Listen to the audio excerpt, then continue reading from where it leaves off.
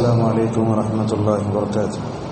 الحمد للہ رب العالمین والعاقبۃ للمتقین والصلاة والسلام علی اشرف الانبیاء والمرسلین نبینا محمد وعلی آلہ واصحابہ اجمعین. اما بعد. معزز حاضرین، حضرات و خواتین، 20ویں پارے کے سورہ قصص کی کچھ باتیں، سورہ عنکبوت کی کچھ باتیں باقی ہیں. انشاءاللہ اس کو بیان کر کے 21ویں پارے میں انشاءاللہ آج کے درس میں ہم داخل ہوں گے. کل کے درس میں ہم جہاں رکے تھے وہ بات یہ ہو رہی تھی، حضرت موسیٰ علیہ السلام نے وہاں کنویں کے پاس یا پانی کے جمع ہونے کے پاس کھڑے ہو کر 2 لڑکیوں کی ماشاءاللہ مدد کی تھی. تو ان دونوں لڑکیوں نے جا کر اپنے باپ سے کہا، ساری باتیں سامنے آئیں. تو اس قصے میں علماء یہ بھی لکھتے ہیں کہ بندہ جب تک دوسروں کی مدد میں رہتا ہے اللہ تعالیٰ اس کی مدد بھی رہتا ہے. کئی مثالیں ہم نے آپ کے سامنے بیان کی. اسی درس میں دوسرا فائدہ بعض علماء نے یہ بھی بتایا ہے، یہ بات اہم ہے، کام کرنے والوں کے اندر 2 صفتیں ہونا چاہیے. اگر آپ کسی کو اپنے پاس ملازم یا لیبر کی حیثیت سے رکھنا چاہتے ہیں، اس کے اندر 2 صفتیں ہونا چاہیے. ایک تو یہ ہے کہ وہ جسمانی طور پر طاقتور ہو، دوسرا یہ ہے کہ وہ امانت دار بھی ہو. علماء نے ان دونوں صفتوں کو رکھ کر کہا، ان خیر من استاجرت القوی الامین.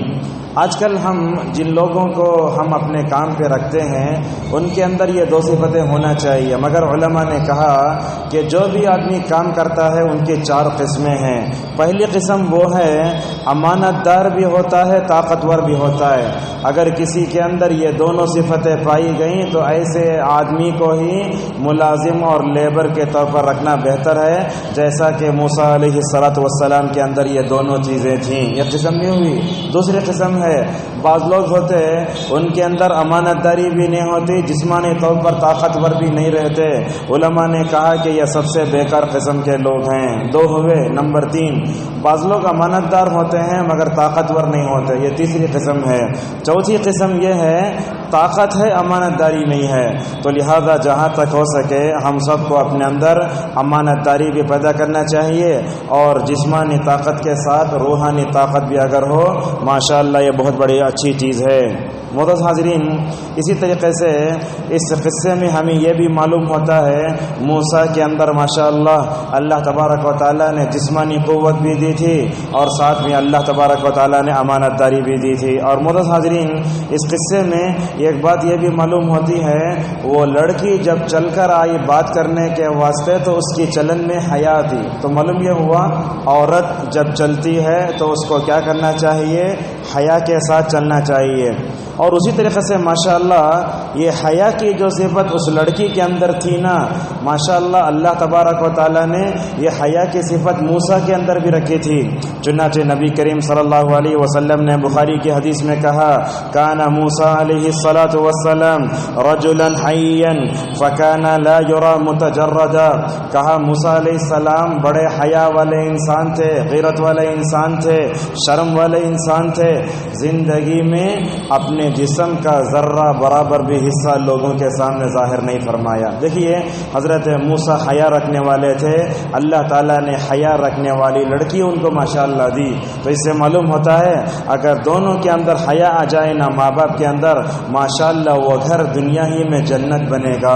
اور اس گھر میں جو بچے پیدا ہوں گے ذرا آپ ان کے اندر پائے جانے والے خیر کا مکمل طور پر جو ہے مطالعہ دیکھ سکتے ہیں. اور انبیاء علیہ السلام کے اندر اخلاق بھی بڑے اچھے تھے، اور ان کے اندر کیا ہے ہر طرح کے عیوب سے پاک بھی تھے، اور ہر طرح کے عیوب سے پاک بھی تھے. اگر ان کے اندر کبھی عیب پیدا ہوا تو بطور آزمائش ہوا. اور اسی طریقے سے اس قصے میں یہ بھی معلوم ہوتا ہے کہ سسرال کا بھی اپنا بڑا حق ہے، جیسا کہ ہم نے اس سے پہلے وضاحت کی تھی.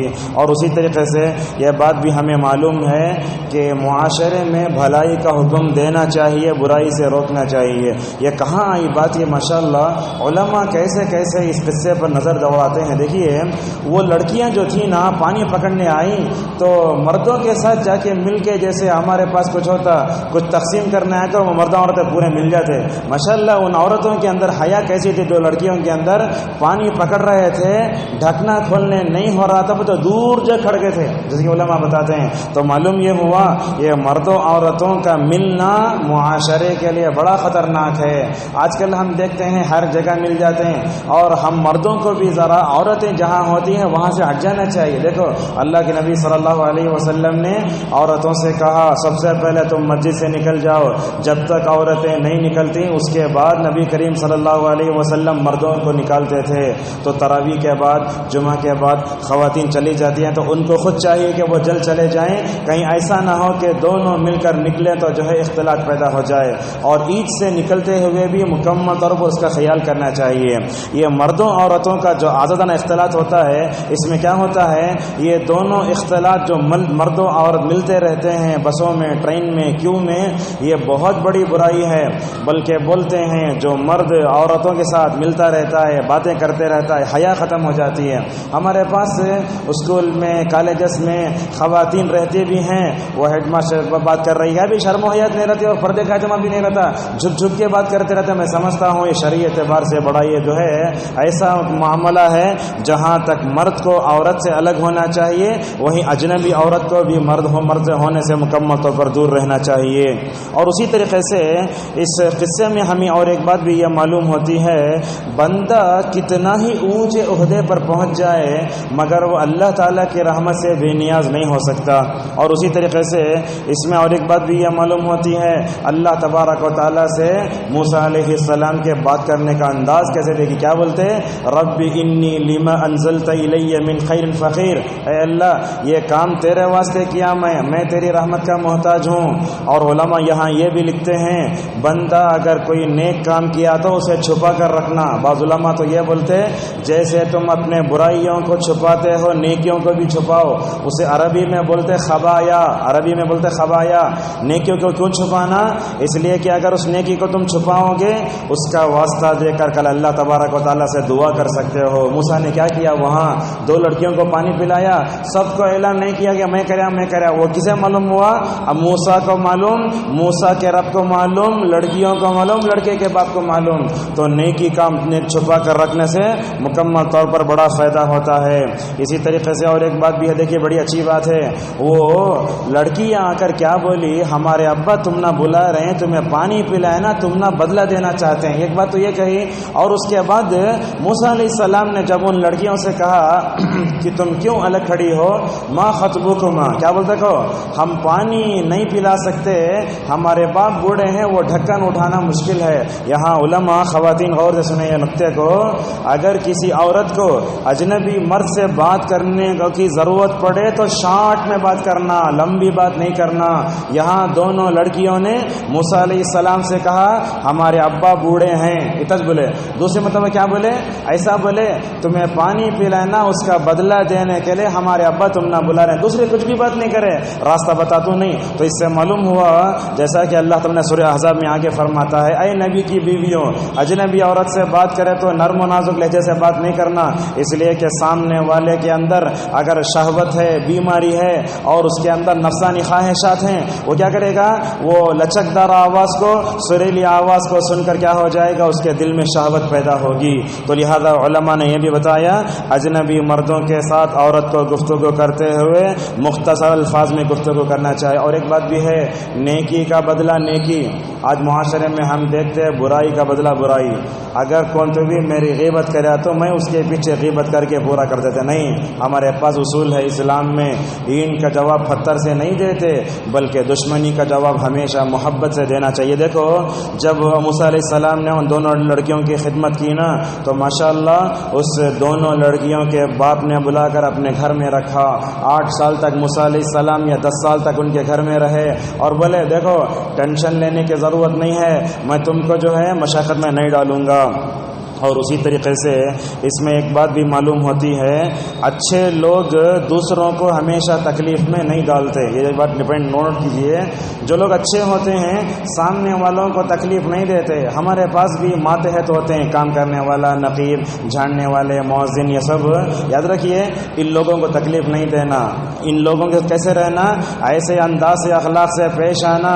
انہوں کام نہیں کرو بولے تو بھی انہوں ماشاء اللہ انہوں کر دینا. ایسے اچھے انداز سے مکمل پیش آنے کی ضرورت ہے. اور اسی طریقے سے ایک اہم بات ہے، ہمارے معاشرے میں کیا ہوتا، اگر کسی کے گھر میں لڑکی رہے تو انہیں آگے بڑھ کر بولتا نہیں، لڑکے والے پہل کرنا کہتا. یہ غلط ہے نا. یہاں دیکھو جب موسیٰ علیہ السلام اپنے وہ گھر پہنچے لڑکیوں کے تو باپ خود بولتا ہے انی اريد ان انكحك احدى ابنتي هاتين على ان تأجرني 8 حجج. وہ دو لڑکیوں کا باپ کیا بولتا ہے، میرے پاس 2 بیٹیاں ہیں اور میں تمہیں دونوں بیٹیوں میں سے ایک کی شادی کرانا چاہتا ہوں. اگر معاشرے میں کوئی بھی آدمی اس کے گھر میں بیٹی ہے، اگر وہ نیک لڑکے کو دیکھتا ہے تو نیک لڑکے کے پاس جا کر یہ بول سکتا ہے میں اپنی بیٹی کو تمہاری بہو بنانا چاہتا ہوں. کوئی حرج نہیں ہے. ہمارے معاشرے میں ایسا کر کے رکھ دیے، لڑکے والے آگے بڑھنا، لڑکے والے آگے بڑھ دو پتہ نہیں کیا کیا ہو جاتا بولتے. لہذا میں سمجھتا ہوں اس طرح کی چیز کو ہمارے معاشرے میں دور کرنے کی ضرورت ہے. اور اسی طریقے سے اس واقعے میں یہ بات بھی معلوم ہوتی ہے، اجرت پر کسی کو بھی رکھ سکتے ہیں مزدور بنا کر. دیکھو موسیٰ علیہ السلام اولو العزم پیغمبر، مگر اپنی وہ مہر کیا بولے، 8 یا 10 سال تک مکمل طور پر میں تمہاری خدمت کروں گا. لہذا کام کرنے میں پیچھے نہیں ہٹنا چاہیے. ہم دیکھتے ہیں اپنے معاشرے میں کچھ لوگ چھوٹے چھوٹے کام کرنے شرماتے. دیکھو آپ کو کھتی مل بھی لانا، دہی بھی لانا، گھر کا ٹوائلٹ بھی صاف کرنا، بچوں کو سب کرنا، یہ سب کرنا چاہیے. اللہ کے نبی صلی اللہ علیہ وسلم کے بارے میں عائشہ نے کیا کہا، تم لوگ اپنے گھروں میں جو کام کرتے ہو اللہ کے نبی وہ سارے کام کرتے ہیں. لہذا اپنے اندر گھریلو مزاج پیدا کرو، ہر کام کرنے کی عادت کرو. بازار میں تھیلی لے کر چلنے سے کچھ لوگ شرماتے نہیں. اللہ تبارک و تعالیٰ نے نبیوں کے بارے میں کیا کہا، وہ بازاروں میں گھومتے بھی ہیں اور کھاتے بھی ہیں. معزز حاضرین، اسی طریقے سے ہمیں اس بات میں اور ایک بات بھی کرنا چاہیے، اگر آپ اپنے بارے میں کوئی اچھی چیز دیکھتے ہیں تو وہ لوگوں کے سامنے پیش کر سکتے ہیں. اور اسی طریقے سے اس واقعے میں اللہ تبارک و تعالیٰ پہ توکل کیسے ہوتا ہے وہ بات بھی ہمیں مکمل طور پر سمجھ میں آئی. تو لہذا یہ حضرت موسیٰ علیہ السلام جو آگے گئے، جا کر انہوں نے اس گھر میں پناہ لی، 2 لڑکیوں میں سے ایک کی شادی ہوئی. وہ سارا ماشاءاللہ قصہ مکمل ہوا. اور کئی باتیں اس میں ہیں، اہم باتوں کو لے کے آپ آگے بڑھتے ہیں. اس کے بعد اللہ تبارک و تعالیٰ نے سورہ قصص کے آخری میں قارون کا قصہ ذکر فرمایا. کہا ان قارون کان من قوم موسیٰ فبغى علیہم. کہا کہ یہ قارون جو ہے موسیٰ کے قوم سے تھا. مفسرین یہ کہتے ہیں کہ یہ موسیٰ کے چاچا کا بیٹا تھا، لیکن یہ بات صحیح نہیں ہے. اللہ تعالیٰ نے جو بات نقل کی وہی صحیح ہے. موسیٰ کے قوم کا ایک فرد تھا. اللہ تبارک و تعالیٰ نے اس کو بڑا مال دیا تھا. یہ بات یاد رکھیں، دنیا میں اللہ تبارک و تعالیٰ مال دیکھتا ہے تو یہ نہیں دیکھتا کہ یہ فرما بردار ہے یا نافرمان ہے. اور مال دیتے وقت یہ بھی نہیں دیکھتا کہ یہ کافر یا مسلمان ہے. مال دیتا ہے تو سب کو دیتا ہے مال. کیوں؟ اس لیے کہ دنیا میں مال یہ دنیاوی زندگی کو چلانے کا ایک ذریعہ ہے. لہذا آپ یہ مت سمجھ جاؤ کہ جس کو مال مل گیا اللہ اس سے خوش ہو گیا، اور یہ بھی مت تصور کرو کہ مال جس کے پاس نہیں ہے اللہ تعالیٰ اس سے ناراض ہے. اللہ تعالیٰ کی ناراضگی اور اس کی خوشنودی کو پانے کے ذریعے مال نہیں بلکہ اللہ کی اطاعت اور تقوی مکمل طور پر اپنے اندر پیدا کرنا چاہیے. معزز حاضرین، اللہ تبارک و تعالیٰ نے اس کو جو مال دیا تھا وہ کیسے تھا؟ اس کی چابیاں جب جانوروں پر اٹھائی جاتی تھیں جانور بیٹھ جاتے تھے. چابیوں کا جب یہ حال ہو بڑا بتائیے کیسے اس کے پاس مالی خزانے تھے. یہ بات یاد رکھیے ہمیشہ، مال کوئی خراب چیز نہیں ہے، مال بڑی اچھی چیز ہے. مال کب اچھی چیز بنتا ہے؟ جب وہ نیک لوگوں کے ہاتھوں میں آتا ہے. اگر مال برے لوگوں کے ہاتھ میں لگا تو سمجھ جائیے دنیا میں خرابی ہے. آپ دیکھتے نہیں وہ فلم میں اکثر کیا کرتا، فلم کو جانے سے پہلے کروڑوں کے روپیے پر جو ہے چیک پر دستخط کرتا. انہیں کیا کرتا، اپنا جسم کا دھندا کر کے، زنا کر کے، اپنے جسم کے اعضاء کا زنا کر کے پیسے کماتا ہے. تو یہ مال فی نفسی کوئی خراب چیز نہیں ہے، مگر اچھے لوگوں کے ہاتھوں میں ہو تو یہ مال بہت صحیح ہے. اور یہ بات بھی کویت کے ایک مشہور عالم دین ہیں ڈاکٹر عثمان الخمیس حفظہ اللہ، بہت دیکھتے ہیں لوگ ان کو ماشاءاللہ، اردو میں، عربی میں، انگریزی میں، خود ان کے خطبات کا جو ہے ماشاءاللہ درس ہوتا ہے تو لوگ ٹرانسلیٹ کرتے ہیں۔ انہوں نے بڑی اچھی بات بتائیں، بولے لوگوں مال کو اپنے دل میں جگہ مت دو، بلکہ مال کو اپنے ہتھیلی میں رکھو، دنیا کو اپنے ہتھیلی میں رکھو، مال کو اپنے ہتھیلی میں رکھو۔ اگر تم دنیا کو اور مال کو اگر دل میں جگہ دو گے، یہی مال تمہاری دنیا بھی تباہ کرے گا اور یہی مال تمہاری خبر بھی جو ہے تباہ کرے گا اور آخرت کے دن جہنم میں داخل کیے جاؤ گے۔ تو معلوم یہ ہوا مال سے محبت ہمیں ہونا چاہیے، مگر یہ محبت اگر اللہ اور اس کے رسول کی محبت کی راہ میں، عبادت کی راہ میں رکاوٹ بنتی ہے تو یہ اس کے لیے بڑا خطرناک ہو سکتا ہے۔ سورہ توبہ کا مطالعہ کیجیے، اللہ تبارک و تعالیٰ نے قل ان کان آباؤکم وابناؤکم کہہ کر وہاں کیا بتایا؟ اللہ اور اس کے رسول سے محبت کی راہ میں 8 چیزیں رکاوٹ بنتی ہیں۔ کیسا کیسا؟ یہ ہمارا مال بھی ہے، یہ تجارت بھی ہے، یہ گھر بھی ہے۔ ایک مثال دیتے ہیں، مثلا اذان ہو رہی ہے، آپ دکان میں ہیں، آپ سنیں حی علی الصلاۃ حی علی الفلاح، لیکن کیا ہوتا ہے اگر میں دکان بند کر کے چلا گیا تو گراہک بھاگ جاتا، کیا کروں میں؟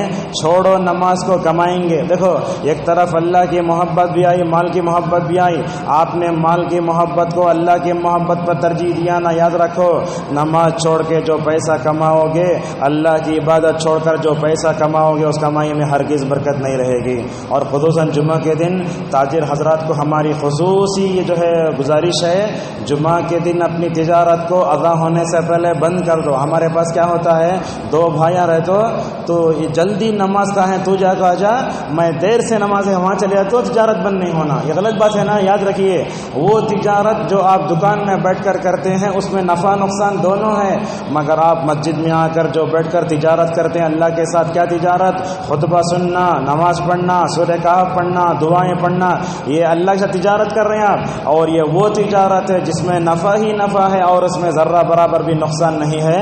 اور سورہ جمعہ کے آخر میں اس کی طرف مکمل طور پر اشارہ کیا گیا ہے۔ اور اسی طریقے سے اور ایک بات بھی ہے، اللہ تبارک و تعالیٰ نے یہ بتایا مال اللہ کی بہت بڑی نعمت ہے، اور مال کے بارے میں یہ کہنا چاہیے کہ مال اللہ کی طرف سے ملتا ہے۔ آپ کتنے بھی بڑے مالدار بن جاؤ، دنیا کے سب سے بڑے مالدار بن جاؤ، اگر یہ بولے ہمارے باپ دادا کما کے رکھ کر گئے سو یہ میرے پاس ہے سو یہ، کچھ لوگ ایسا بولتے نہیں۔ دیکھو یہ قارون وج بولا انما اوتیتہ علی علم عندی، میرے ذہن سے کمایا سو یہ، میری عقل کا نتیجہ یہ، میں اس مال کا مستحق ہوں، اللہ مجھے دیا سو یہ۔ اگر ایسی باتیں فخریہ باتیں کرتے ہیں، اللہ تبارک و تعالیٰ نے کیا کہا؟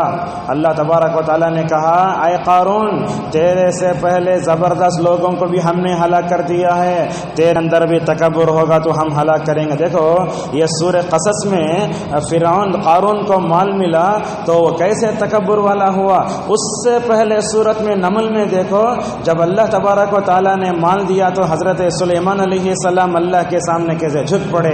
سلیمان کو مال ملتا ہے تو اللہ کے سامنے کیسے جھکتے ہیں، قارون کو مال ملتا ہے تو کیسے تکبر کرتا ہے۔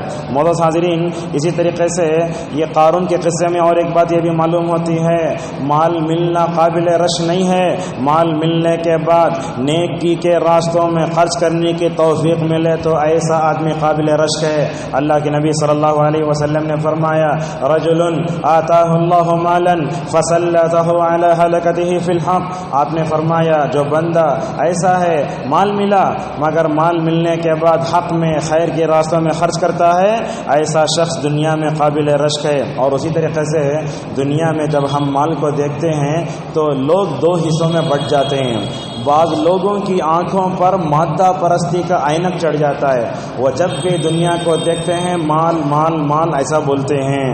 تو جب قارون اپنے گھر سے نکلا زیورات پہن کر کے، جب آدمی بڑا ہوتا تو ذرا ناز و نخرہ زندگی گزارتا ہے نا، تو بولا فخرج علی قومہ فی زینتہ، بڑے اچھا ٹانٹ بار ہائی فائی کپڑے پہن کر نکلا۔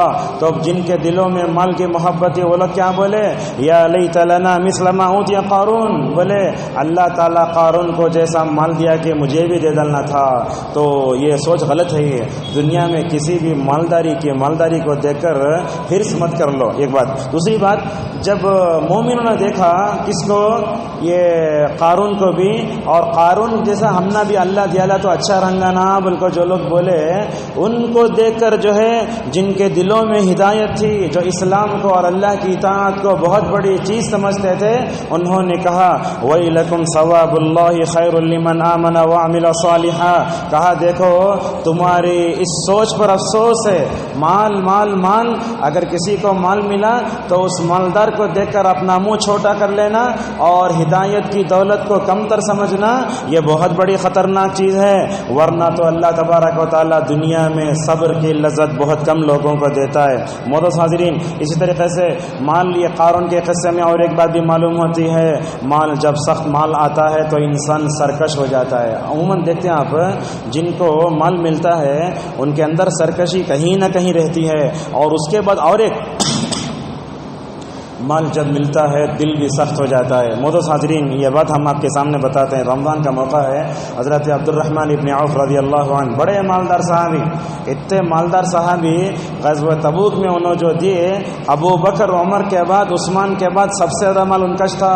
ایک دن افطار کرنے بیٹھے، غور سے سنیے، افطار کرنے بیٹھے تو سامنے پورا افطاری کا سامان رکھ کر ہے۔ آدمی کیا کرتا؟ افطار کے سامان کو دیکھا تو خوش ہوتا، مگر حضرت عبد الرحمن ابن عوف رضی اللہ عنہ افطار کے سامان کو دیکھ کر اچانک رونا شروع کر دیتے ہیں۔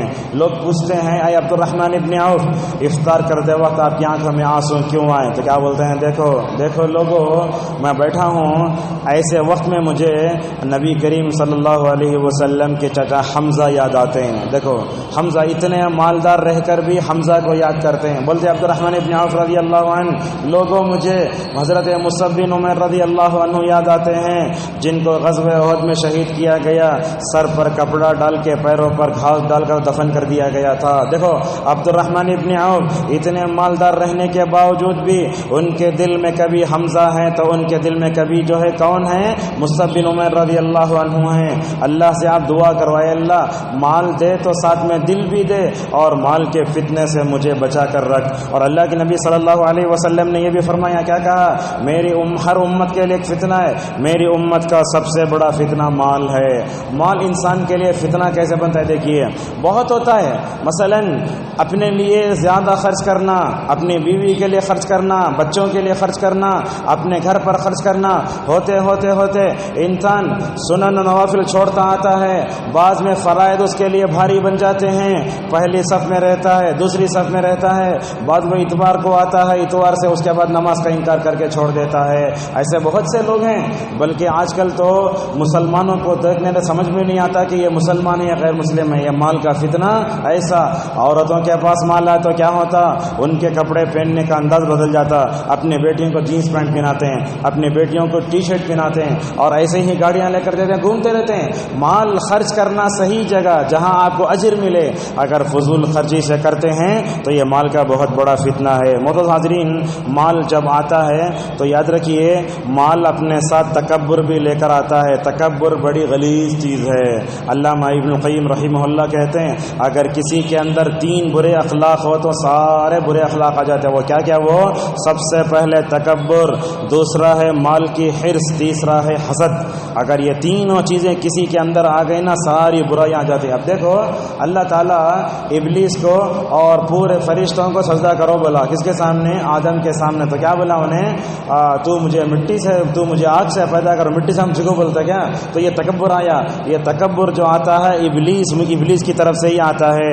اور اللہ تبارک و تعالیٰ، یہاں بعض علماء یہ بھی نقطہ ذکر کرتے ہیں، اللہ تعالیٰ نے قارون کا قصہ ذکر کر کے نبی کو کیا بتایا، صحابہ کو کیا بتایا، بڑی اہم بات ہے۔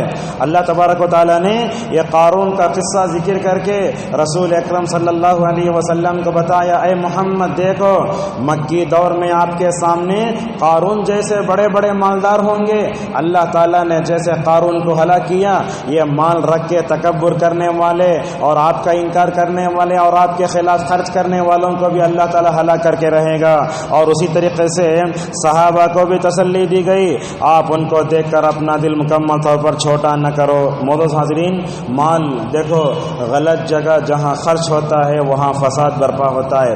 آج دنیا میں یورپی ممالک کو دیکھ لو آپ، جن کو بولتے ہیں سپر پاور، ان کے پاس کیا ہے؟ مال ہے۔ مال کا غلط استعمال ہو رہا ہے۔ کیسے غلط استعمال ہو رہا ہے؟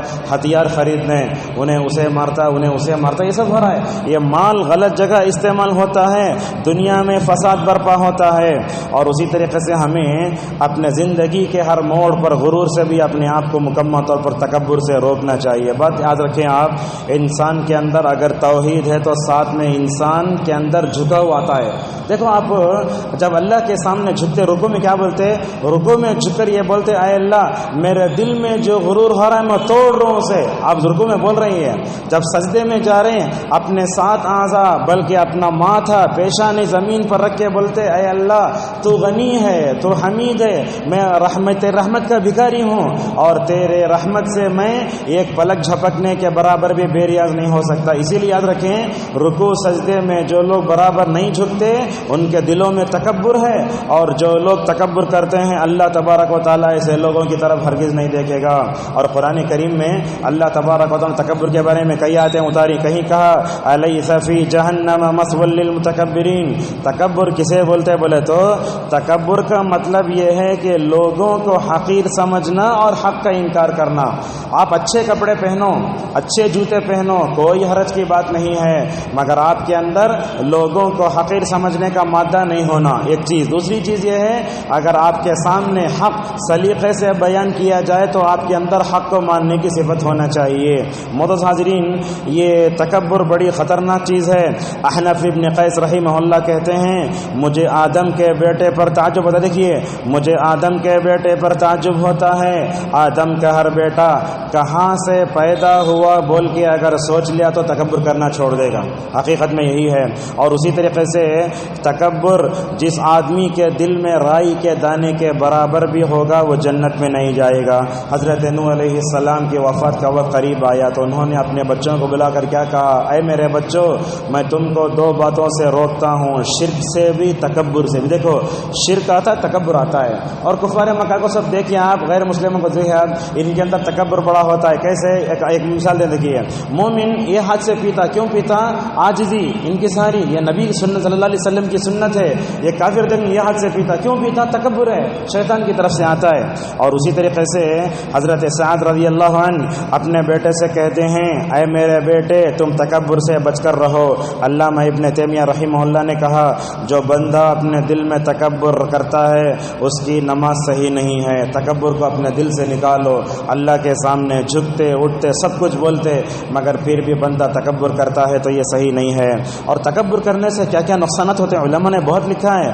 جب آدمی تکبر کرنے لگتا ہے اس کے اندر عبرت کی نگاہ نہیں ہوتی۔ اگر میں ایک بات بولتا رہوں، کسی مالدار آدمی کو یہ لگتا ہے شاید دوسروں کو بولتے ہیں مجھے نہیں بولتا ہے سمجھتا۔ اور اسی طریقے سے جو لوگ مالدار ہوتے ہیں دیکھنے میں تو بڑے اچھے لگتے ہیں مگر نفسیاتی ذہنی جو ہے پریشانی ان کو رہتی ہے۔ مال جتنا کما لیا میں کہاں رکھوں گا، ایک چیز۔ دوسری چیز یہ ہے مال میں نے کما لیا دوسروں کو دیا تو انہوں برابر خرچ کرتے کہ نہیں کی، لوگ مجھے قرض لے تو واپس کرتے کہ نہیں کی، ایک طرح کی نفسانی پریشانی رہتی ہے۔ اور اسی طریقے سے آدمی جب زیادہ جو ہے تکبر کرنے لگتا ہے وہ دوسروں کے عیوب کو گننے لگتا ہے۔ اور آپ صلی اللہ علیہ وسلم نے فرمایا دیکھیے قیامت کے دن تکبر کرنے والے چھوٹے چھوٹے حشرات اور ذرات کی شکل میں اٹھائے جائیں گے۔ ذرہ کسے بولتے بولے تو دوربین رکھ کو دیکھنا، تکبر کرنے والوں کا ویسا انجام ہوگا۔ اور اسی طریقے سے یہ تکبر کرنے والے ہمیشہ اللہ تبارک و تعالیٰ کی نصرت سے مکمل طور پر محروم رہتے ہیں۔ اور اسی طریقے سے جن لوگوں کے اندر تکبر آتا ہے لوگ بھی ان کو نہیں چاہتے۔ جو آدمی سیدھا سادہ رہتا ہے، تواضع، عاجزی، انکساری رہتے ہیں، سب اس کو چاہتے ہیں۔ جس کے اندر تکبر ہوتا لوگ اس سے بھاگ جاتے ہیں۔ معزز حاضرین، اس کے بعد سورہ عنکبوت سے پہلے اللہ تبارک و تعالیٰ نے فتح مکہ کی طرف اشارہ فرمایا، ان الذی فرض علیک القرآن لرادک الی معاد۔ عنکبوت میں آئیے جو اہم باتیں ہیں بیان کر کے اپنی بات کو ختم کرتے ہیں۔ العنکبوت کا معنی آتا ہے مکڑی کا، مکڑی دیکھتے ہیں نا، مکڑی کا جالا وغیرہ۔ اللہ تبارک و تعالیٰ نے اس صورت میں یہ بتایا ہے جو لوگ اللہ کو چھوڑ کر دوسروں کو پکارتے ہیں ان کی مثال اس مکڑی کے گھر کی طرح ہے جو ہوائی تو ایسے ہلتے رہتا ہے۔ اللہ نے بڑی اچھی بات بتائی، مثل الذین اتخذوا من دونہ اولیاء کمثل العنکبوت اتخذت بیتا۔ اب دنیا میں گھر بناتے ہیں، دیکھیں آپ، وہ کوے کا گھونسلہ رہتا اس میں کانٹے سب رہتے ہیں، مگر مکڑی جو کیا کرتی جالے سے گھر بناتی ہے، وہ جالا کیا ہوتا، ہوائی تو ایسے ایسے ہوتا۔ اس کا مطلب یہ ہوا اللہ تبارک و تعالیٰ کی جو بندہ عبادت کرتا وہ کیا ہوتا ہے، مضبوط ہوتی ہے۔ غیر اللہ کی عبادت کرنے والوں کی مثال مکڑی کے جالے کی طرح ہے، بارش آئی ہوائی مار لے کو مکمل طور پر ختم ہو جاتی ہے۔ معزز حاضرین، یہ سورت مکی ہے، مگر یہ ایک ضابطہ علماء نے یہ بتایا ہے جس سورت میں منافقین کا ذکر ہوتا ہے وہ مدنی سورت ہے۔ دیکھیے، جس سورت میں منافقین کا ذکر ہوتا ہے وہ مدنی سورت ہے، سوائے عنکبوت کے۔ اس میں منافقین کا ذکر ہونے کے باوجود بھی یہ مکی سورت ہے۔ اللہ تبارک و تعالیٰ نے اس سورت کے شروع میں کیا بتایا، لوگو اللہ تعالیٰ پر ایمان لانے کے بعد ضرور آزمائے جاؤ گے۔ ہم اور آپ اللہ پہ ایمان رکھتے ہیں اور اللہ پر ایمان رکھنے کی وجہ سے آزمائشوں کا سامنا کرنا ہی پڑے گا۔ آج کل ہم دیکھ رہے ہیں ملک کے مختلف شہروں میں آج کل مسلمانوں کو کئی تکالیف کا سامنا ہے۔ ہمارے گھروں کو اجاڑا جا رہا ہے، ہماری مسجدوں کو اجاڑا جا رہا ہے، سب ہو رہا ہے۔ ایک طرف تو ہمیں دعوت کا کام کرتے رہنا چاہیے، دوسرا کام یہ ہے غیر مسلموں میں جو اچھے لوگ ہیں ان سے تعلقات کر کے دعوت کے کام کو اور آگے بڑھانا چاہیے، ان سے اچھے اخلاق سے پیش بھی آنا چاہیے۔ اور دوسری بات، اگر اس طرح کے واقعات پیش آتے ہیں تو اللہ تعالی ہم کو آزماتا ہے ان کے ذریعے۔ بغیر آزمائش کے کون بھی مکمل طور پر دنیا میں کامیاب نہیں ہوتا۔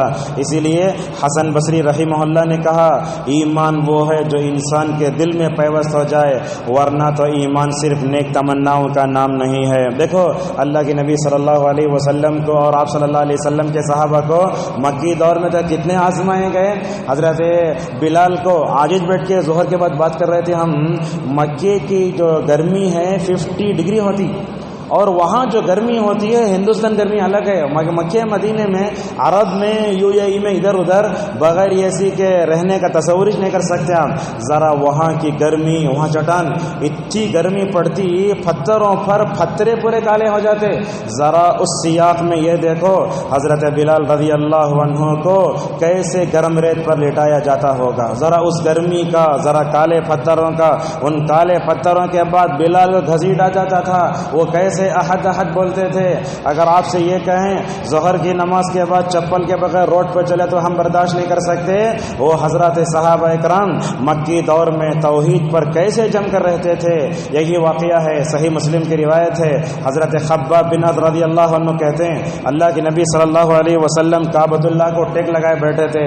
خباب ایک صحابی ہیں، کہا یا رسول اللہ آپ ہمارے لیے دعا نہیں کرتے کیا؟ اتنا تنگ ہو جا رہا ہے، سارے لوگ پریشان کر رہے ہیں، کیا ہو رہا ہے یہ؟ تو اللہ کی نبی غصہ آ گیا، جو ٹیک لگائے ہوئے ٹیک چھوڑ دیا آپ نے، اور کہا دیکھو خباب، تم سے پہلے جو لوگ تھے ان کو تو لوہے کی قینچیوں سے الگ الگ کر دیا گیا، اور تمہارے پاس جو آزمائش آئی ان سے ہلکی ہیں، ذرا صبر کرو، اور صبر کا پھل میٹھا ہوتا ہے۔ اسی لیے ہمیں سمجھ میں آتا ہے آزمائشوں کا ڈٹ کر اگر مقابلہ کرنا ہے تو یہ سمجھیے ایمان کے ساتھ لازمی حصہ ہے۔ مگر حضرت سعد بن ابی وقاص رضی اللہ عنہ اللہ کے نبی سے پوچھتے ہیں یا رسول اللہ دنیا میں سب سے زیادہ کس کو آزمایا گیا؟ آپ نے فرمایا نبیوں کو، اس کے بعد نیک لوگوں کو، اور آپ نے اس میں اچھی ایک بات کہی، آدمی کا دین مضبوط ہوتا ہے تو آزمائش بھی سخت آتی ہے، اگر آدمی کا ایمان کمزور ہوتا ہے تو آزمائش بھی سخت آتی ہے۔ حضرات صحابہ اکرام کیسے تھے؟ ایمان میں پختہ تھے، اللہ تعالیٰ نے سخت طریقے سے ان کو آزمایا۔ ہمارا ایمان کیسا ہے؟ 10 روپے 15 روپے زیادہ 100 روپے ایسا پتلا ایمان ہے۔ اللہ تعالیٰ چھوٹی چھوٹی آزمائشوں سے ہم کو مکمل طور پر آزماتا ہے۔ تو آزمائشوں کے وقت آپ یہ مت سمجھ جائیے کہ اللہ تعالیٰ ہم سے تکلیف درا نہیں، آزمائش کر کے بندہ کون مومن کون کافر کون منافق معاشرے کو پاک کر کے اس کے درجات کو بلند کرتا ہے، جیسا کہ اللہ کے نبی صلی اللہ علیہ وسلم نے فرمایا مومن کے پیر میں کانٹا بھی چبھتا ہے تو ماشاءاللہ اس کی مغفرت ہو جاتی ہے۔ لہذا کوئی بھی آزمائش آئے ایسے وقت میں ہمیں مکمل طور پر صبر کرنا چاہیے، اور یہ آزمائش علماء بولتے دو طریقے سے آتی ہے. آدمی کے اپنے گناہوں کی وجہ سے بھی آ سکتی ہے, کبھی اللہ تبارک و تعالی باہر کے دشمنوں کو بھی ہمارے اوپر مسلط کر سکتا ہے. معزز حاضرین, اس کے بعد حضرت سعد رضی اللہ عنہ کا والدہ کا قصہ آیا. حضرت سعد رضی اللہ عنہ بڑے جل قدر صحابی, ان کی والدہ کافر تھی. کیا بولتے ان کی ماں, سعد نبی پر ایمان لائے نا, جب تک کفر نہیں کرتے اس وقت تک میں تمہارا چہرہ نہیں دیکھوں گی. کیا بھی کھاتی نہیں, میں جا جا کے دھوپ میں کھڑ جاتی. اس سے پہلے ہم بتائے تھے یہ. تو اللہ تعالیٰ نے آیتیں اتاری, فرمایا اگر تمہارے ماں باپ تم کو کفر شرک پر ابھارتے ہیں تو ان کی اطاعت نہیں کرنا, ورنہ دنیا میں دینی باتوں میں تم ان کا مکمل طور پر ساتھ دے سکتے ہو. اللہ تبارک و تعالیٰ نے اس کے بعد حضرت نوح علیہ السلام کے بارے میں بتایا کہ حضرت نوح اپنی قوم میں 950 سال تک ٹھہرے رہے. ابراہیم علیہ السلام, لوط کا, شعیب کا تذکرہ آیا. اور اللہ تعالیٰ نے 20ویں پارے کے آخری میں ایک بات یہ بتائی, اللہ تعالیٰ نے قوموں کو ہلاک کیا تو اس کا سبب کیا تھا, بتایا ان کی ہلاکت کا بنیادی سبب ان کا اپنا گناہ تھا. کہا فَكُلًّا أَخَذْنَا بِذَنبِهِ, ہم نے گناہوں کی پاداش میں ان کو پکڑا. کیسے کیسے پکڑا؟ فَمِنْهُمْ مَنْ أَرْسَلْنَا عَلَيْهِ حَاصِبًا, ہم نے بعض قوموں پر پتھریلی ہوا بھیجی, ہم نے بعض لوگوں کو چیخ سے ہلاک کیا, بعض کو ہم نے جو ہے دنیا میں دھسا کر ہلاک کیا, اور بعض کو ڈبو کر ہلاک کیا. ان تمام کو ذکر کرنے کے بعد اللہ تبارک و تعالیٰ کیا فرماتا ہے, یہ اللہ تعالیٰ ان کو ہلاک کرتا ہے تو اللہ ظالم نہیں, یہ لوگ ظالم تھے. اور یہ بھی بتاتا ہے کہ اللہ تعالیٰ گناہوں کی وجہ سے جب ہلاک کرتا ہے تو یہ اللہ تعالیٰ کا کمال عدل ہے. معزز حاضرین, آج کل ہمارے زندگیوں میں گناہ بہت ہوتے جا رہے ہیں. گناہ کے کیا اثرات ہوتے ہیں ہم نے آپ کے سامنے بتایا. گناہ چھوڑنا, گناہ کے کیا اثرات ہیں, اگر یہ جاننا چاہتے ہیں تو ابن القیم کی کتاب پڑھیے, اس کا نام ہے الداء والدواء, اور اردو میں کتاب کا نام ہے دوائے شافی. اس کتاب کا مطالعہ کریں گے تو ماشاءاللہ آپ کو معلوم ہوگا گناہ کیا ہوتا ہے, گناہ کا اثر کیا ہوتا ہے, گناہ چھوڑنا تو میں کیا کرنا چاہیے. معزز حاضرین, گناہ کے کچھ اثرات ہم آپ کے سامنے بیان کر کے اپنے درس کو آگے بڑھاتے ہیں. علامہ ابن القیم رحمہ اللہ نے کہا, بندہ جب گناہ کرتا ہے اللہ تعالیٰ اسے اطاعت سے محروم کر دیتا ہے. اب دیکھیے, کل آخری عشرہ شروع ہونے والا انشاءاللہ, اور مجھے اور آپ کو بڑا شدت سے انتظار ہے کل وہ گھڑی کب آئے گی, ہم لمبی دعائیں کریں گے. لیکن ہوتا یہ ہے پہلی تاخرات میں عبادت کرنے جا رہے ہیں مگر توفیق نہیں مل رہی ہے. نماز پڑھنے جا رہے ہیں, ذرا خوش ہو جائیں گے, چلو سموسے کھائیں گے, چلو چائے پئیں گے, چلو چاچی گھر کو جائیں گے, ادھر ادھر گھومتے رہتے ہیں. دیکھیے اللہ تعالیٰ, آپ نے نیکی کا ارادہ کیا مگر نیکی کا ارادہ چھن جا رہا ہے, آپ کو توفیق نہیں مل رہی ہے. کیا یہ گناہوں کا نتیجہ ہے. لہذا اگر دن بھر آپ اللہ کی نافرمانی کریں گے, رات میں وہ اپنے سامنے کھڑے ہونے سے آپ کو محروم کر دے گا. تو لہذا بندہ اطاعت سے محروم ہو جاتا ہے, سب سے پہلا. دوسرا, گناہ کا دوسرا بڑا جو اثر ہوتا ہے, گناہ کرنے والوں میں غلط قسم کی جرت آ جاتی ہے. مثلا کوئی آدمی افطار مسجد میں کریا, افطار کر کے نفسانی خواہشات پر قابو نہیں پایا, اقامت ہو رہی ہے, باہر جا کے بیڑی پی لے کھڑا ہے.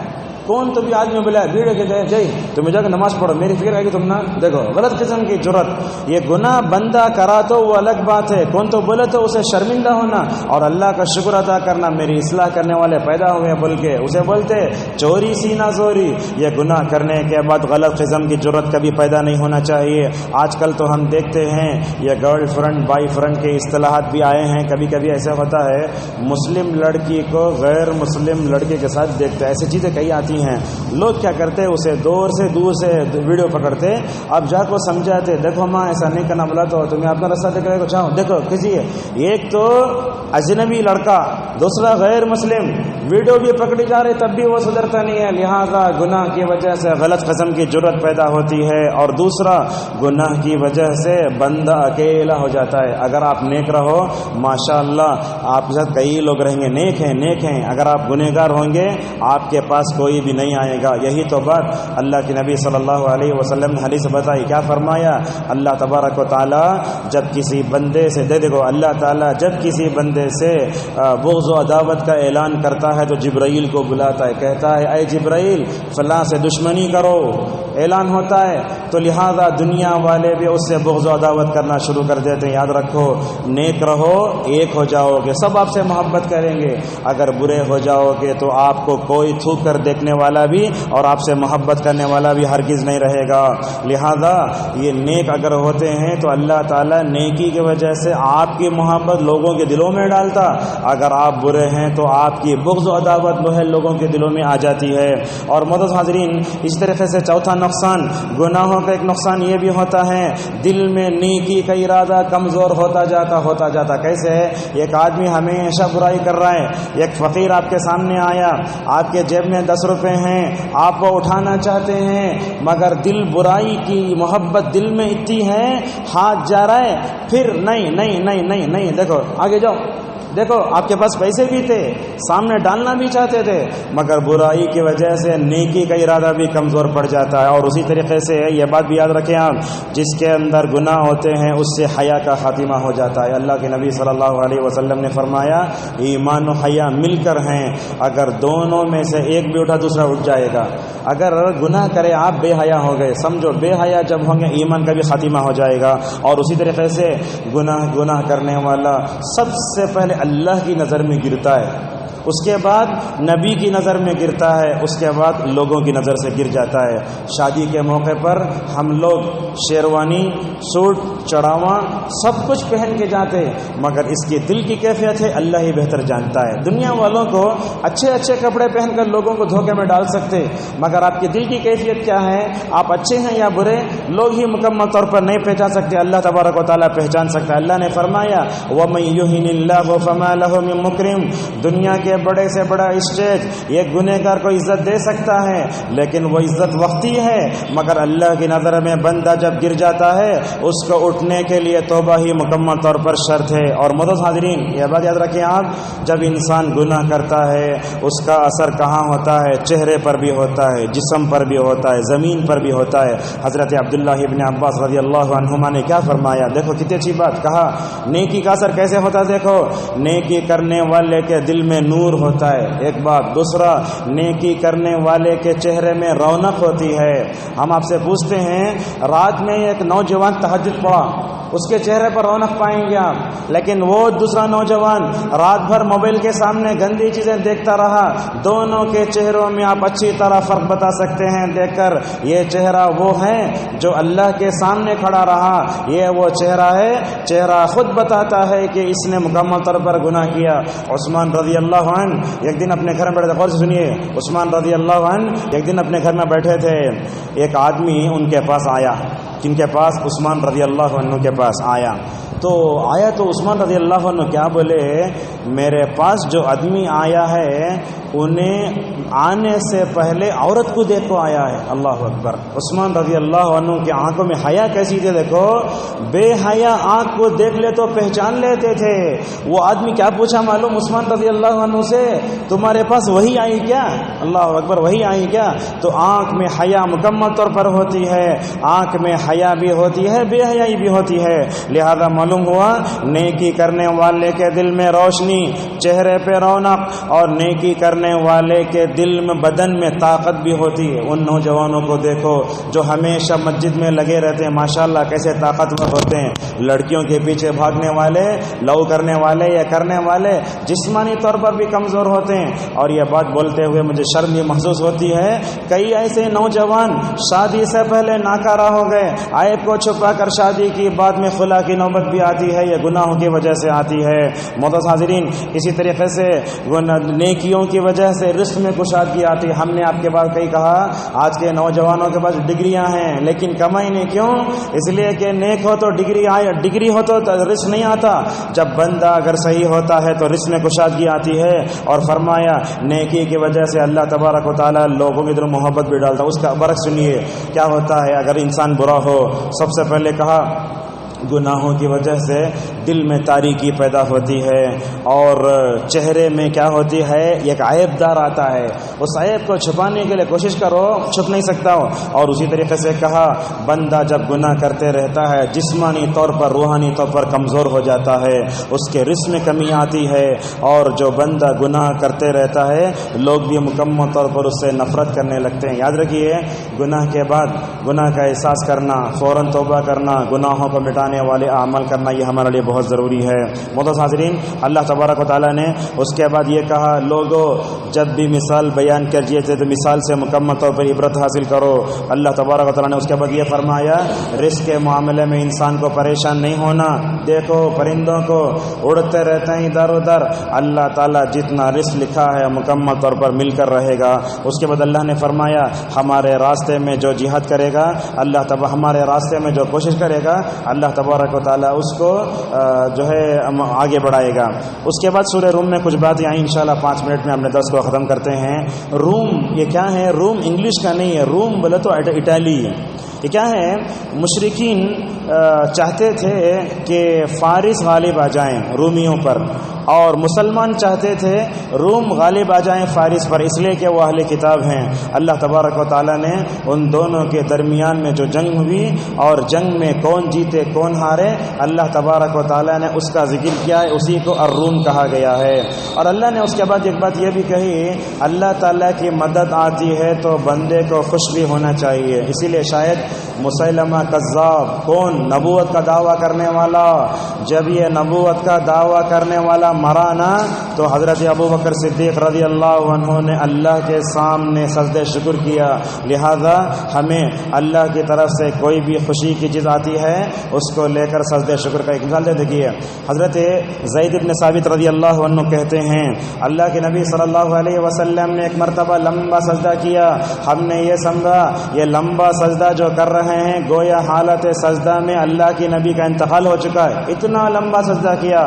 سجدے سے اٹھنے کے بعد زید بن ثابت رضی اللہ عنہ نے پوچھا یا رسول اللہ آپ نے خلاف قیاس اتنا لمبا سجدہ کیوں کیا؟ آپ نے پوچھا تو اس وقت اللہ کے نبی صلی اللہ علیہ وسلم کیا فرماتے ہیں معلوم؟ اے زید، اصل میں نماز سے پہلے جبرائیل میرے پاس آئے تھے اور میرے سے بولے اے محمد صلی اللہ علیہ وسلم اگر تمہاری امت میں سے کوئی ایک مرتبہ تمہارے اوپر درود پڑے گا اللہ تبارک و تعالیٰ کی 10 رحمتوں کا مستحق ہوگا۔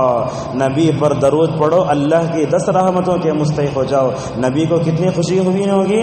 اللہ کے نبی بولتے اللہ نے جو مجھے یہ اعزاز دیا نا، میری امت کا کوئی بھی آدمی مجھ پر صحیح درود پڑھے اللہ کی 10 رحمتوں کا مستحق ہو جائیں، یہ سننا تھا، میں سجدہ شکر میں گر گیا۔ لہٰذا یہ شکر کا جو سجدہ ہوتا ہے عموماً ہم کیا دیکھتے ہیں 50 رن مارے تو لوگ کیا کرتے بڑے پلے گراؤنڈ میں یہ کرتے، پاکستانی ٹیم 100 رن مار جاتا وہاں سجدہ کرتے، لوگ اسٹیٹس میں رکھ لیتے وہ سجدہ، وہ کرکٹ کھیل کے کرنا وہ سجدہ صحیح نہیں ہے۔ آپ اپنی زندگی میں دیکھو اگر کوئی اچھی بات ہوتی ہے، مثلا آپ کا بچہ 10th میں پاس ہو گیا یا آپ کی لڑکی کے لیے نیک لڑکا مل گیا، آپ کی تجارت ماشاءاللہ اچھی ہو گئی، آپ کے بچوں میں اللہ کی تابعداری آ گئی، ایک دن میں ماشاءاللہ 12 یا 10 رکعت سنت موقعہ کا تمام ملا، سجدے میں گر جاؤ۔ اور شکر کا سجدہ کرنے کے لیے نہ وضو شرط ہے نہ کچھ شرط ہے، بعض علماء اتنا بتاتے سجدہ شکر کے لیے قبلہ بھی شرط نہیں، آپ خوشی میں آئے مکمل طور پر ایسے ہی اللہ تبارک و تعالیٰ کے سامنے گر گئے۔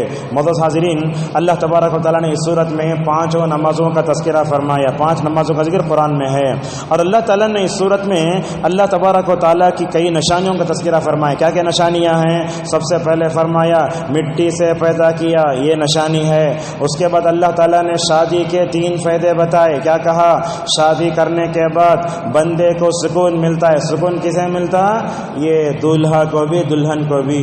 دوسرا کہا یہ شادی کے بعد اللہ تبارک و تعالیٰ دونوں کے دلوں میں جذباتی محبت ڈالتا ہے، 2 فائدہ۔ تیسرا دوسرا فائدہ ماشاءاللہ شادی ہونے کے بعد یہ دونوں ایک دوسرے کے لیے رحمت بن جاتے ہیں۔ اللہ تعالیٰ نے جو کہا شادی کے بعد سکون ملنا، شادی کے بعد دونوں کے دلوں میں محبت ڈالنا، شادی کے بعد یہ دونوں ہی نہیں بلکہ دونوں خاندانوں کے لیے یہ شادی رحمت کا ذریعہ بننا بلکہ ہم دعا کرتے۔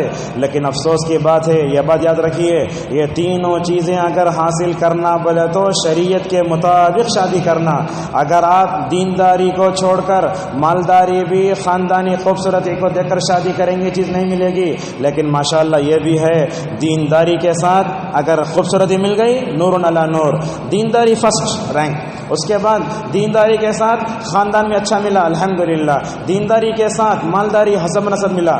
مگر آپ دینداری کو چھوڑ کر ان میں سے کسی ایک کو بھی اگر آپ جو ہے معیار بنائیں گے تو فیل ہو جائیں گے۔ آج دیکھتے ہیں شادیاں ہوتی ہیں، ایک شادی محل کا کرایہ کتنا 10 لاکھ 15 لاکھ، سب کو ڈبہ سب دیتے ہیں، اس کے مطلب اس میں نام لکھ کے آرس نوشہ کا سب، لیکن شادی ہونے کے بعد معلوم ہوتا ہے جس شادی میں اللہ کی نافرمانی ہوتی ہے، نبی صلی اللہ علیہ وسلم کے طریقے سے ہٹا جاتا ہے، وہ شادی ناکام ہو جاتی ہے، 3 دن میں خلا، 2 دن میں طلاق، یہ پیش آتی ہے۔ لہٰذا ہمیں مکمل طور پر شادی جو کرنا ہے لوگوں کے ڈر سے نہیں، اللہ تعالیٰ کا خوش کرنے کے لیے کرنا ہے۔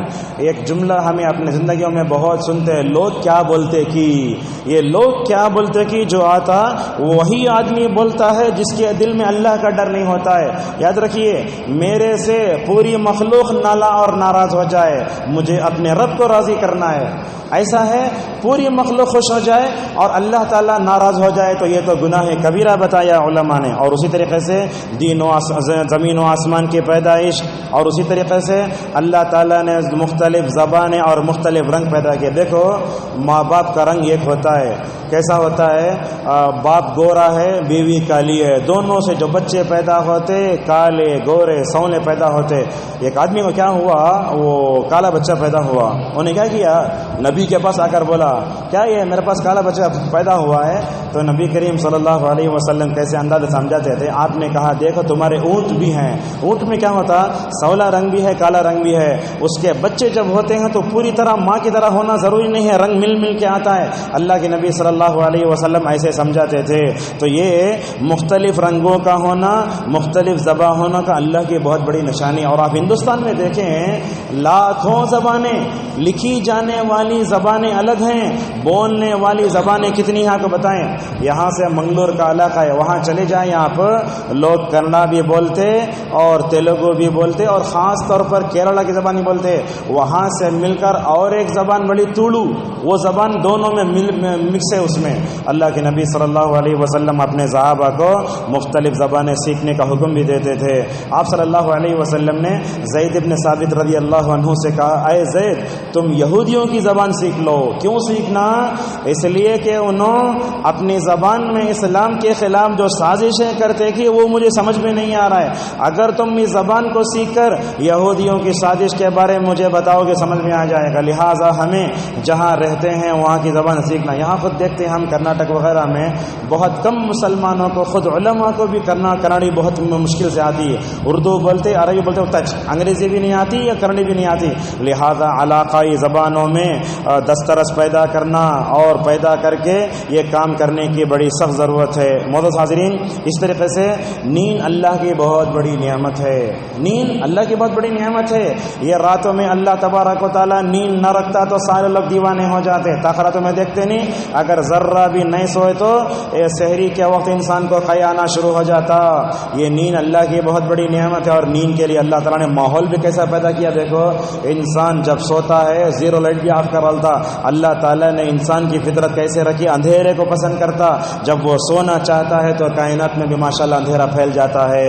اگر یہ اجالا رکھ کر سوتا ہے سونا نہیں آتا ماشاءاللہ۔ اللہ تبارک و تعالیٰ نے نیند کو پیدا کیا، نیند کو پیدا کر کے اس طرح ماحول بھی پیدا کیا۔ یہ دونوں بھی اللہ کی بہت بڑی نشانیاں۔ اور اسی طریقے سے بجلی یہ آتی ہے لوگوں کو ڈرانے کے واسطے، اور اسی طریقے سے زمین و آسمان کا قیام بھی مکمل مکمل طور پر جو ہے اللہ تبارک و تعالیٰ کی نشانیوں میں سے ہیں.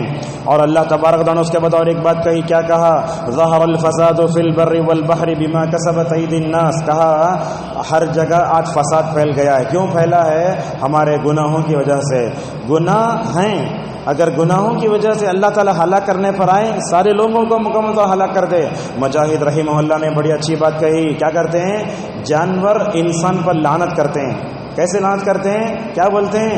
اے آدم کے بیٹو, تمہارے گناہوں کی وجہ سے ہم بارش سے محروم ہو گئے. ایسے ہی مجاہد رحمہ اللہ نے ایک بات کہی.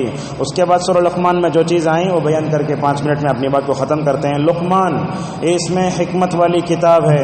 اللہ تبارک و تعالیٰ نے اس میں میوزک کے بارے میں بڑی اچھی بات بتائی. ایک 5 منٹ میوزک کے بارے میں کیا بتا رہے سن لیجیے. اللہ نے کیا کہا؟ وَمِنَ النَّاسِ مَن يَشْتَرِي لَهْوَ الْحَدِيثِ. کہا لوگوں میں سے کچھ ایسے لوگ ہیں جو موسیقی کو پسند کرتے ہیں, خریدتے ہیں تاکہ لوگوں کو اللہ کے راستے سے روکا جائے. اس آیت کی تفسیر میں نظر ابن حارث کے بارے میں آتا ہے, اللہ کی نبی کی دعوت مکے میں بڑھنے کو جلے کو تھی. یہ تو کیا کرے کفار مکہ, کیا کرے وہ ایران سے جا کے گانے والی عورتوں کو لے آیا. کئی کو لے کو آیا؟ تمہیں گاؤں اور تمہیں زور سے بمڑے مارو, زور سے آواز کرو تاکہ محمد صلی اللہ علیہ وسلم کی دعوت اور آپ کی جو ہے قرآن کو مکمل طور پر ختم کر دیا جائے. لہٰذا روایتوں میں آگے آتا ہے قرآن میں لا تسمعوا لهذا القرآن والغوا فيه لعلكم تغلبون. وہ لوگ بولتے ہیں اللہ کے نبی جب کعبۃ اللہ کے پاس کھڑے ہو کر قرآن پڑھتے ہیں کیا بولتے ہیں؟ قرآن مت سنو, زور زور سے آواز کرو تاکہ تم غالب آ جاؤ, محمد مغلوب ہو جائیں. معزز حاضرین, یہ گانا بڑی خطرناک چیز ہے. یہ موسیقی, گانا, سیٹیاں مارنا, تالیاں بجانا غیر مسلموں کی عادت ہے. آپ کفار و مشرکین میں دیکھ لیجئے, شادی ہوا تو بھی ناچتے, مرے ہوئے تو بھی ناچتے, اور مرا تو کون بولا تو ان کے رشتہ داروں میں چچا بھتیجا فلاں فلاں غیر مسلموں میں ہے وہ. اللہ فرماتا ہے یہ سیٹی مارنا اور یہ تالیاں بجانا, یہ ننگا ناچنا, موسیقی کو پسند کرنا غیر مسلموں کی تہذیب ہے. اسی لیے بڑے بڑے شاپنگ مال میں ہم جاتے تو وہاں دیکھتے میوزک بجتے رہتی ہو, ہمارے بچے میوزک بجے تو ہلتے رہتے ہو. یہ حالانکہ بڑی غلط چیز ہے. تو یہ میوزک, گانے بجانے کے آلات حرام ہیں. حضرت عبداللہ ابن عباس اور حضرت عبداللہ ابن عمر رضی اللہ عنہما کہا کرتے تھے یہ آیت گناہ گانے کے بارے میں اتری ہے, میوزک کے بارے میں اتری ہے. اور اللہ نے کیا کہا؟ والذین لا یشهدون الزور. مومن وہ ہوتے ہیں جہاں گانے ہوتے وہاں نہیں جاتے. اچھا میوزک بس میں ڈالا انہیں, چڑھ کے بیٹھے تو ہم گنہگار ہوتے کیا؟ اس بارے میں علماء نے کیا بتایا؟ دیکھو جہاں میوزک ہے, گانے ہیں, نہیں جانا چاہیے. اگر آپ کو اس کے بغیر کوئی چارہ نہیں ہے, سمجھیے آخری بس ہے گاؤں کو جانے کے واسطے, اگر چھوڑے تو کیا بھی نہیں ملتا بولے تو جانا. اگر آپ کے اختیار میں نہیں ہے تو اس کی کراہت آپ کے دل میں ہونا میوزک کی, یہ بات بتائی. اگر آپ کے اختیار میں ہے, آٹو میں بیٹھے ہیں, آٹو والا میوزک لگا رہا, بول سکتے بھائی کیا ہے میوزک غیر مسلموں کی تہذیب, ذرا بند کرتے کیا ہے؟ ماشاءاللہ بند کر ڈالتا. غیر مسلم بند کرتا, مسلمان کیسے بند نہیں کرتا؟ تو میں کیا بولنا چاہتا ہوں, معاشرے میں جہاں جہاں ہم جاتے ہیں غلط چیز دیکھے تو فوراً روکنا اسے. ہمیں بیٹھ جا کے پورا کیا ہوتا گانے سب سن لیتے, بچہ کیا کرتا گھر میں آ کو وہ گانا گاتا جو آٹو میں چلتا رہتا. ہمارے بچوں پر اتنا اثر ہوتا ہے. معزز حاضرین, اللہ کے نبی صلی اللہ علیہ وسلم نے اس امت کے بارے میں پیشن گوئی فرمائی. آپ نے کہا میری امت کے کچھ لوگ ہوں گے جو کیا کریں گے, آخری زمانے میں شراب کو بھی اور میوزک کو جائز کر لیں گے. اور آپ نے فرمایا میوزک پر, گانے پر اللہ کے رسول صلی اللہ علیہ وسلم نے لعنت فرمائی, کہا صوتان ملعونان. اور علامہ البانی ایک بات بولتے ہیں, خوشی کے وقت لوگ اکثر گانے گاتے ہیں. عید کا دن آتا, دشمن کیا کرتا, 90 فلم اس دن ریلیو کرتا. آج کل تو وہ تھیٹر میں جانے کی نہیں ہے, لیکن ہماری خواتین سب کیا کرتے ہیں, عید کا دن ہوتے ہی رات میں فلم دیکھتے, نئی فلم. لہٰذا خوشی کے وقت جہاں تک ہو سکے ہم کو گانے سے دور رہنا چاہیے. اور آپ صلی اللہ علیہ وسلم نے کیا فرمایا, قیامت کے قریب میں میری امت کے لوگوں کو بندر بھی بنایا جائے گا, خنزیر بنایا جائے گا. صحابہ نے پوچھا یہ کب ہوگا؟ آپ نے فرمایا 3 چیزیں ہوں گی, لوگ شراب زیادہ پئیں گے, اور دیکھو گانے والے مرد نہیں گانے والیاں زیادہ ہوں گی. گنیشا کا وقت آتا تو آپ دیکھتے نہیں ہر گلی میں اسٹیج گانے بجانے. ہمارے مسلمان بھی ایمان کی طہارت رکھ کے ذرہ برابر بھی غیرت نہیں, وہ گنیشا کے گانے چلتے رہے تو پورے مسلمان مرد کا ادھر دیکھتے رہتے. یہ خواتین ہو رہا ہے. اور اسی طریقے سے آپ صلی اللہ علیہ وسلم نے فرمایا کہ دف بجائے جائیں گے. نافع رحمہ اللہ کیا کہتے ہیں, دیکھو نافع رحمہ اللہ کہتے ہیں میں ایک دن عبداللہ ابن عمر رضی اللہ عنہما کے ساتھ مدینے کے گلیوں میں چل کر جا رہا تھا. صحابہ میوزک کی آواز آئے تو کیسے کانوں میں رکھ لیتے انگلیاں. تو نافع کیا کہتے ہیں, ابن عمر نے جیسے ہی گانوں کی آواز سنی اپنی انگلیوں کو کانوں میں رکھ لیا. اچھا کب تک کانوں میں رکھے رہے؟ نافع سے پوچھتے ہیں ابن عمر, نافع ذرا بتاؤ گانے کی آواز کم ہوئی نہیں ہوئی؟ تو نافع کہتے ہیں ہاں. جب ختم ہو گئی تو ابن عمر نے اپنے انگلیوں کو کانوں سے نکالا اور کیا کہنے لگے, اے نافع میں رسول اللہ صلی اللہ علیہ وسلم کے ساتھ تھا, نبی نے بھی گانے اور میوزک کی آواز سنے تو ایسے ہی کیا, چنانچہ میں نے رسول اکرم صلی اللہ علیہ وسلم کی سنت کو زندہ کیا ہے. اگر آپ بس میں بیٹھیں گانے چل رہے ہیں, میرا تو اپنا علاج یہ ہے اگر آپ کے پاس ہیڈ فون ہے تو کیا کرو, وہ ہیڈ فون رکھ کے قرآن سن لو تاکہ میوزک سے اپنے آپ کو مکمل طور پر بچا کر رکھو. معزز حاضرین, یہ گانے بڑے خطرناک. دیکھیے عمر ابن عبدالعزیز رحمہ اللہ کیا کہتے ہیں, یہ گانے شیطان کی طرف سے شروع ہوتے ہیں, مگر یہ گانے شیطان کو جہاں خوش کرتے ہیں رحمان کو مکمل طور پر ناراض کر دیتے ہیں. اور حسن بصری رحمہ اللہ نے کہا جس دعوت میں میوزک ہوتی ہے وہاں جانا ہی نہیں چاہیے. اور ابو حنیفہ رحمہ اللہ, دیکھو دنیا میں ابو حنیفہ کے فالوورز بہت ہیں لیکن ان کو یہ نہیں معلوم ہے یہ گانا اور میوزک بڑا گناہ ہے. اگر کوئی بھی آدمی اگر سنتا ہے تو فوراً اس سے چھوڑنا چاہیے. اور جب بندہ میوزک سنتا ہے تو اندر سے جو ہے اس کے جذبات برانگیختہ ہوتے ہیں. کبھی کبھی گانے سنتے عورت کی آواز آتی ہے, مرد کیا انسان کیا کرتا بغیر اختیار کے گانے لگتا, کبھی اپنے جسم بہرانے لگتا, اور کبھی لوگ ایسے بیٹھ جاتے ایسے. تو یہ گانے سننے میں قرآن سننے میں بڑا فرق ہے. گانے سنے تو انسان شیطان بن جاتا, گانے سنے تو انسان کے جذبات برگیختہ ہو جاتے, اور وہ کیا ہوتا, وہ شیطان کے راستے پہ چل جاتا. بندہ قرآن پڑھا تو انسان رہتا, رحمان کے قریب ہوتا, اور اس کے جذبات مکمل طور پر کنٹرول میں رہتے ہیں. لہٰذا حالت روزہ میں ہم سب کو گانوں سے, میوزک سے جہاں تک ہو سکے دور رہنا چاہیے. اور یہ چیز ہمارے گھروں میں اپنے بیوی بچوں کو بھی یہ میوزک اور گانے کی کراہت ہونا چاہیے. یہ چیز ہمارے گھروں میں ختم ہوتی جا رہی ہے. اللہ تبارک و تعالیٰ سے ہماری دعا ہے کہ جو کچھ خیر میں نے آپ کے سامنے بیان کیا, اللہ تعالیٰ مجھے اور آپ سب لوگوں کو عمل کی توفیق عطا فرمائیں. وآخر دعوانا الحمد للہ رب العالمین.